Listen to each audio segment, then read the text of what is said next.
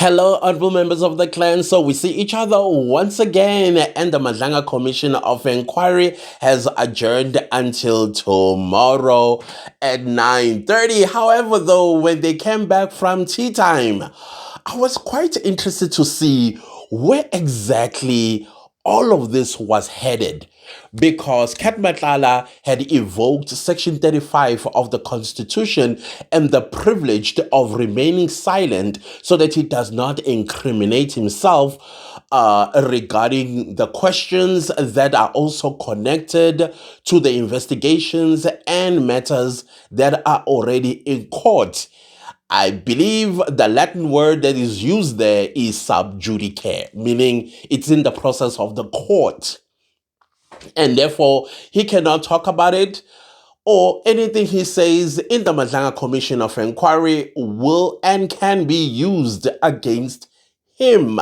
So, I was quite interested to hear more about his relationship with Brown Mogotsi.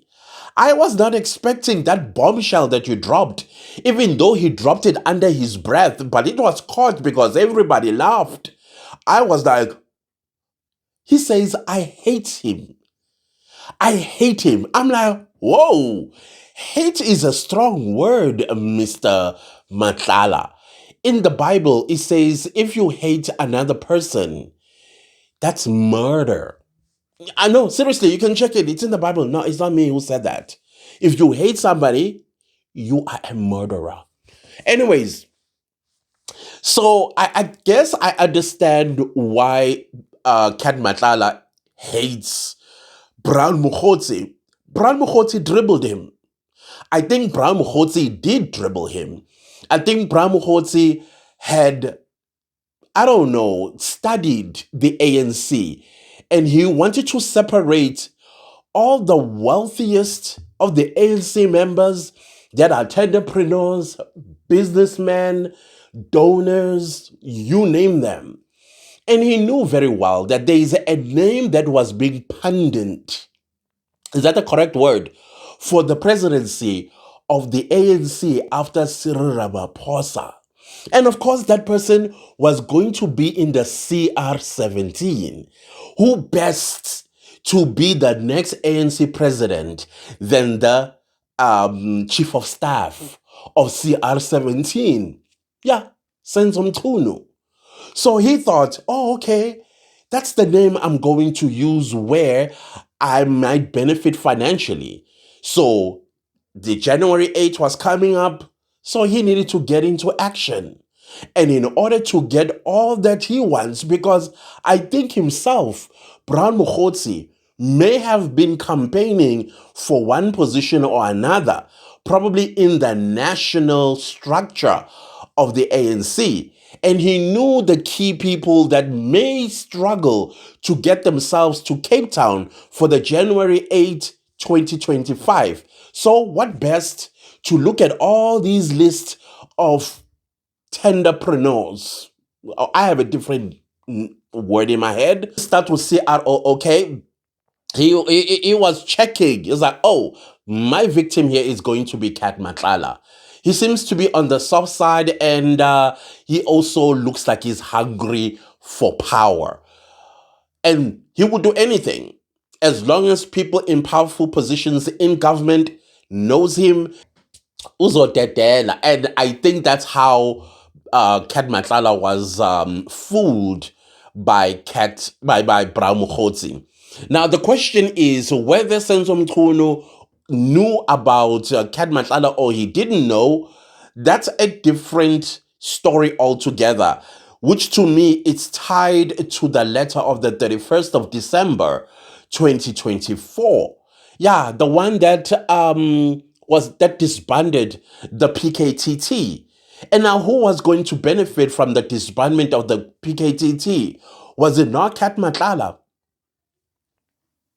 That's where I am saying that whether they knew each other or didn't know each other, but one way or the other, Kat Matlala would have benefited from the disbandment of the PKTT. And in order for the PKTT to be targeted like that, clearly the CR17 2.0 may have been facing some challenges. And those challenges happened to be the PKTT.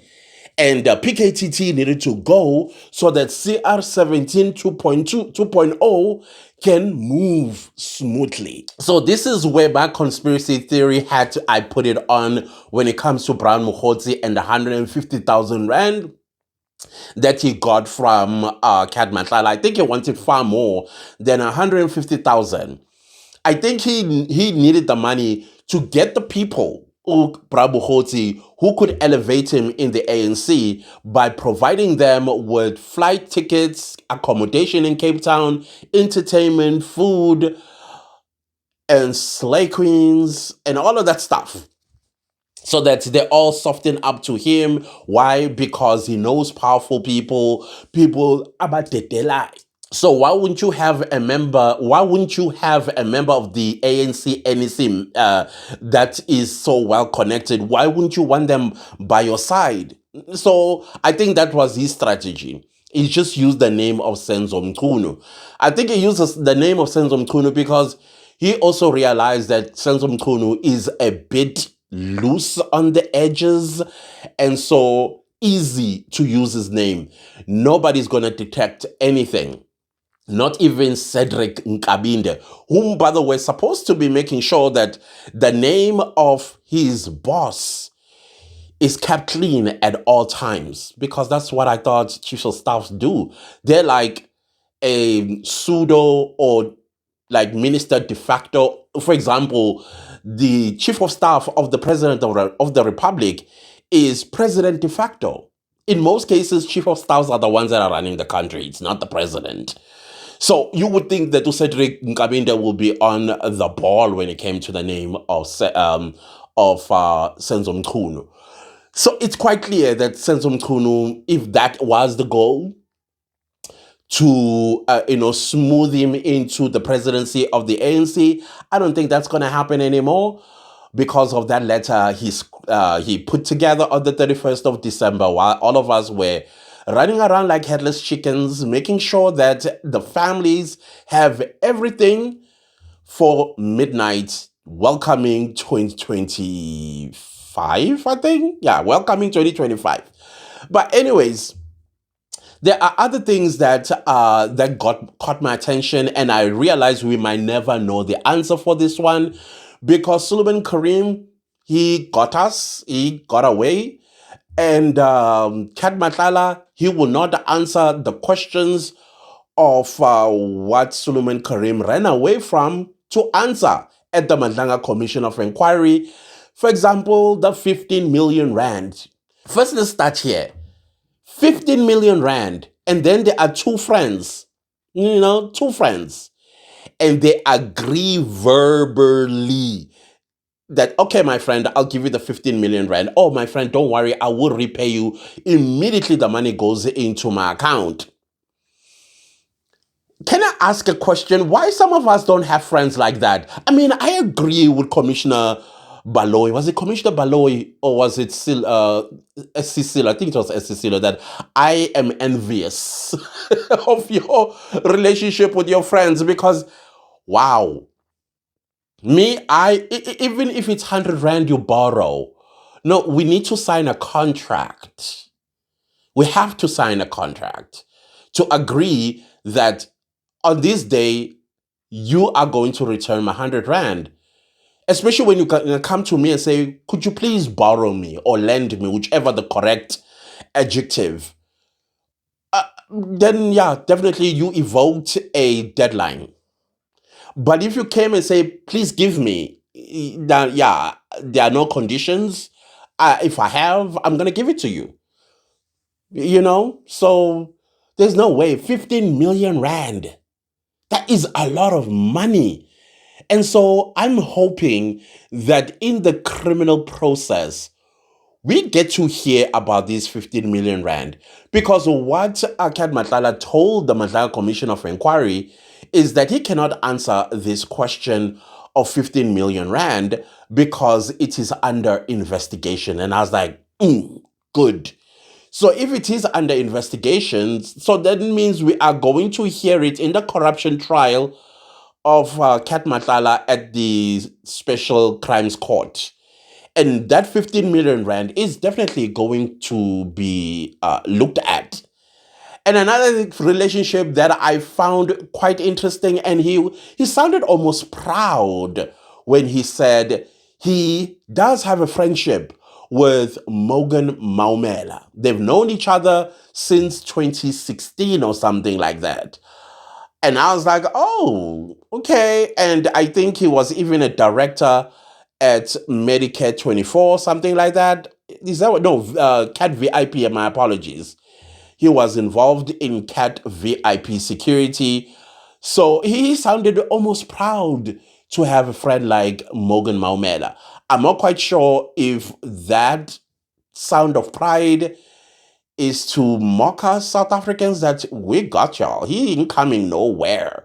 He's not going to be answering no questions. Do you know who his uncle is?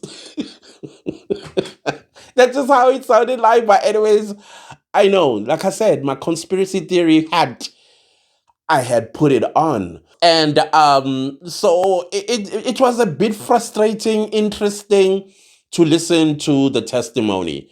So, of course, Kat Matala had left out some things in his statement. And it looks like most of his answers relied on his supplementary statement. Supplementary statement basically means if you left out something in your main statement, then you can apply for a to submit a supplementary statement where now you include everything that you did not mention in the main statement. So he seems to be relying a lot on that. Or maybe he had come, okay, maybe he had come to the Madanga Commission to also fish some few things that he can add that uses his defense, because that's how it also sounded like. And his lawyer was put in her place by Advocate Silo, senior counsel, because she was interjecting even where it was just so unnecessary for her to interject. Listen, I've said this about Karim's lawyer, that you want a lawyer like him on your side because his interest is quite very focused on the client and the client getting what they want. And of course, they're going to be annoying. They are going to talk forever and they're not going to get to a conclusion. So, same goes with Advocate Faderieva. She's a talker, that lady. And I also see people, they think she's shouting. I've said this before many a times. I used to be a person like that myself, where when I spoke, my voice would just rise on its own, very high, and sometimes I will catch myself rising. I'm like, whoa, let's bring it back to civilization type of situation. I don't believe she's shouting. I think that's how she speaks. And I think as a lawyer, you come to our courts are not fitted with microphones. You know, those microphones that everybody can hear. I mean, I think we even struggle sometimes when somebody, a high profile person appears in court. The quality of sound in the courtroom, it's just horrible. So you want a person like Van der Heever, when they speak, they are loud and clear. I think that's how that's the job actually turned her that way. That's my opinion. I could be wrong, but I don't think she's shouting because she's disrespectful. And I think when every time she says with due respect, I think she has beaten herself down as well to make people feel like, hey, I'm not shouting, hey, that is why I'm saying with due respect, with due respect, with due respect, so that you don't jump and say, how dare you shout at me like that? I'm an adult. I think I saw a certain political party leader who said he's not going to be spoken to like he's a child, shouting at him. And yet he has seen courtrooms so many times. Anyways, I'll leave that there. So I don't know. What are your thoughts, my fellow clan members, about the testimony of Kat Matlala? Of course, the testimony of Kat Matlala was postponed to the 24th and 25th of August so that he'll be able to submit his supplementary statement as well as some transcripts that he would like the Madanga Commission of Inquiry to hear about in respect of, I think, Karim, if I'm not mistaken, so that the Madanga Commission can be off his back about this. And if his testimony is not concluded by the 25th, then he is going to remain until his testimony has concluded in the Madanga Commission of Inquiry. So, of course, there was a judgment how all of this is going to be done by, I think by the 22nd, everybody should have made their submissions. What they call this, the heads of arguments, 23rd to the Madanga Commission or something like that. So, not the 23rd, can't be the 23rd because that's not enough time for the commissioners. So, I think everything 22nd. That includes heads of arguments must be submitted by the 22nd so that the commissioners as well get the opportunity to go through all these submissions that are going to be made by Kat Matlala. I think after tea, Kat Matlala's attitude as well had kind of like changed from how it was in the first half. I think he was more normal the second time around. He didn't sound annoyed. He didn't look annoyed. He didn't sound almost disrespectful. I think he was enjoying the conversation. And I think he was enjoying also pressing that privilege that he has a right to remain silent on these questions that they need to ask him about. But hey, it was interesting. It was interesting. Me, it was the relationships that he mentioned that caught my attention and how he hates Brown Mogotsi. And I'm wondering, I kept thinking about Brown Mogotsi in some cell somewhere. Is he watching? Did he watch? Does he know that Kat Matlala hates him? If he's not watching, surely by now he knows because, I don't know, the wardens would have told him that, hey, do you know that Kat Matlala hates you? I hope someday Brown Mogotsi will let us in on his secret on how did he catch the cat. Anyways, let me leave this video here. Thank you all so much. See you next time with a new one. Goodbye.